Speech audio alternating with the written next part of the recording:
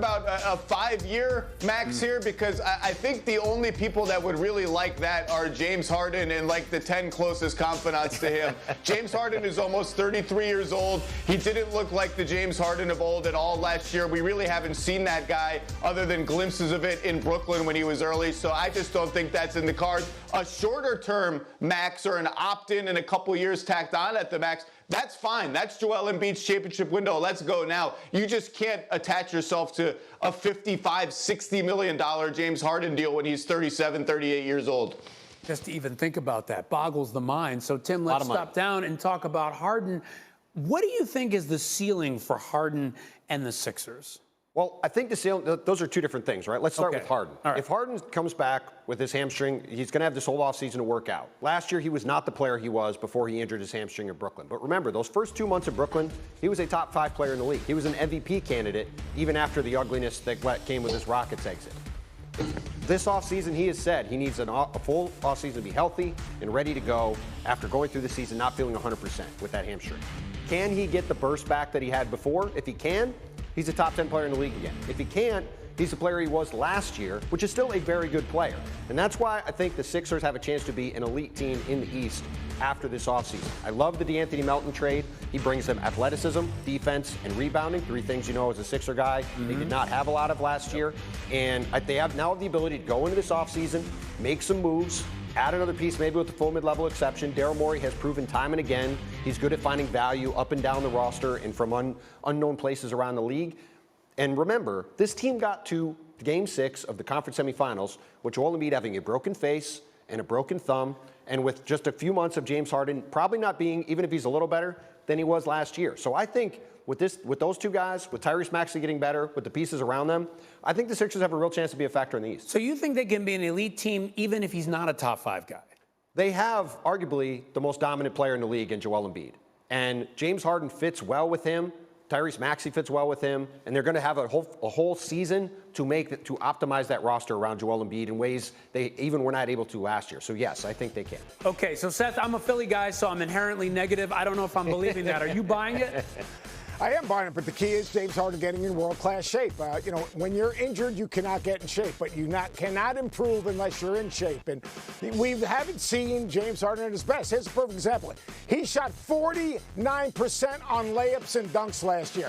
What does that mean? He didn't have a burst to get by people, and he didn't have any lift to play through contact and finish. So first and foremost, if he's healthy, he's got to get in world-class shape. If he can get in world-class shape, then he can get downhill. The game becomes easier. DeAnthony Melton, I think, is a huge get because it's a perimeter guy that can defend, rebound, get in the lane, and make plays. If they get P.J. Tucker, now Melton and Tucker are Doc Rivers-type winning players to surround Harden and Harris and the other pieces they have with Embiid. All of a sudden now they become a factor to win the East and maybe compete for a championship. Embiid could be maybe the toughest matchup as a front-court player in the NBA. So I think that is the makings of a championship caliber team if Harden is in great shape. But here's the thing, and I'm glad you made that point at the very end, if he's in great shape. Zach, we're talking about Harden being in world-class shape and being a top 5 guy. Do you see that happening with James Harden?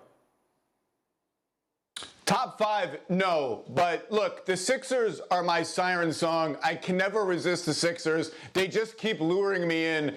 And I kind of think we're all sleeping on the Sixers a little bit. I agree. You called me an optimist last week when I said I'm closing the door on Harden as a top 5 guy, but I'm not closing the door on Harden as like a third-team All-NBA level player. The Harden-Embiid pick and roll was the single most efficient pick and roll in the entire NBA after the Harden trade. A full season, like Tim said, to figure out how Maxey can best play off them, to figure out how DeAnthony Melton fits in. Maybe P.J. Tucker's coming. I really, really like this team. I think they have a chance to be really good. Embiid is that good. And if Harden can, look, top 5, forget it. I don't think we're going to see that again. But if Harden can be in that conversation for a third-team All-NBA, that's enough. And yet, I keep coming back to what we just saw James Harden disappearing in an elimination game again and then making excuses about how the ball didn't find him.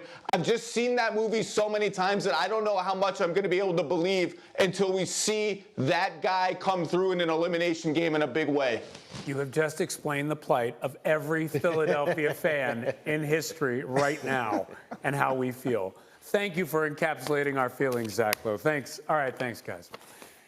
Well, Russian courts have set a trial in the West, even if those guys are that good, because they have so many other things they have to answer. Conference now, to me, the Clippers, the Warriors, the Mavericks, the Grizzlies, the Clippers, and Denver, all better than them. 6 teams already better than them. Clippers so good they're better twice. Well, I did say that. I did say that twice. Golden State's in there too. There's 6 teams that are clearly better than the Lakers. So to me, you're already talking about them being a play-in tournament team. Now, you could say, all right, as Zach said, Anthony Davis is back to what he was before. LeBron James is healthy. They nail some of these minimum signings. That gets them somewhere in contention in the West. That doesn't make them the favorite in the West, even if those guys are that good, because they have so many other things they have to answer. This was the one way you could say the Lakers are a championship level team. It didn't happen. And now they're just stuck in this position where they can be pretty good, but they can't get to the place everyone wants them to be. Yeah, Seth, I really think that, Kyrie was the way for them. Without Kyrie, I don't know. But remember, LeBron and AD, when AD was all world, basically, they won it all. I mean, could this team come close to that? People forget that AD averaged 20, 10, and 2 blocks. Only 5 guys in the history of the NBA have done that. And guys like Kareem and Shaq and others. So, look. In a perfect scenario, AD's who he is. And AD is one of the top 10 players in the NBA. LeBron James is one of the top 10 players in the NBA.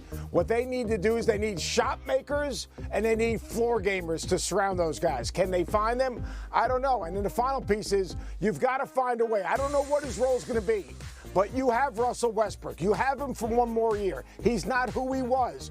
But can you find a role and get him to buy into a role where he can help and be a winning player? What that role is, he's got to pick his spots. He's got to be more committed defensively. But you've got to find a way to reach that guy because you're not getting rid of him. No one's taking his salary. He does have ability. Now, is he the player he was 5 years ago? No, he isn't. But he can be a productive player if he buys into a specific role. But they've got to get younger, they've got to get shot makers, they've got to stay healthy. If LeBron plays 70 games, if Anthony Davis plays 70 games, I'm not saying they're going to win an NBA championship, but they're going to be better than you think. Because in the playoffs, the one thing we do know is LeBron can take over a game. Anthony Davis can take over a game. There's a reason Adrian reported the Lakers were the only team interested in Kyrie in a sign and trade. They were the only team that was desperate enough that they had to try to get him. Yeah, they had no choice, basically, is what you're saying. And they had no shot because they have no assets. Yeah, and so, Zach, Seth mentions the idea of finding a role for Russ, getting him to accept that, getting him to buy into that. Do you see that happening?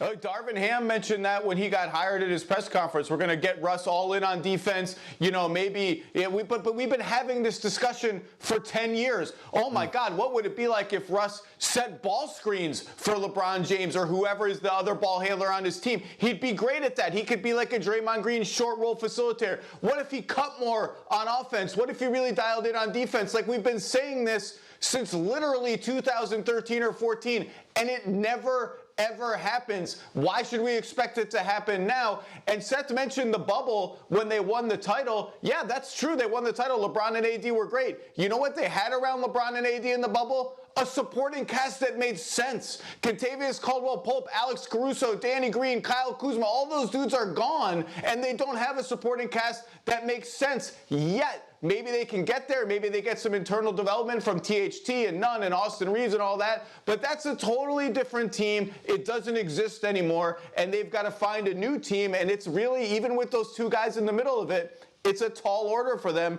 to get into that top 3 or 4 in the West, which is just loaded, as Tim said. And that's the thing about the Westbrook trade. That's the thing about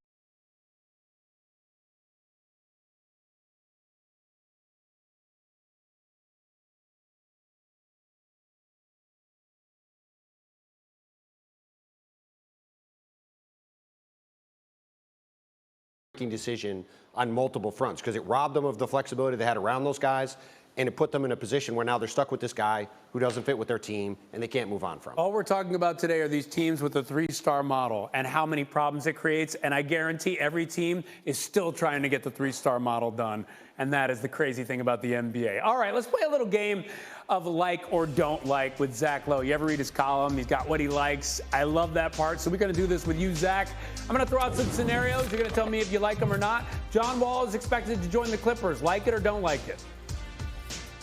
Like it, even if it's going to cost them a good backup center and Isaiah Hardenstein. But John Wall's a good fit. He has the dynamism that they haven't had, just like quick north-south guy. And when they play 5 out with no center, which I think they're going all in on, good luck staying in front of all the off-the-dribble creation they have now. Like it. Oh, if he is healthy, he is dangerous. We'll also forget John Wall, terrific guy setting up three-point shooters. Those spread lineups are going to be killing. Oh, absolutely. What about Zion getting the rookie max extension? Like it or don't like it?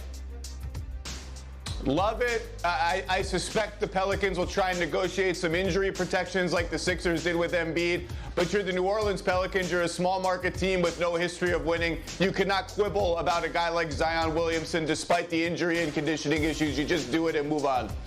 Okay, let's talk about another guy we're always talking about. James Harden gets a max extension. Like it or don't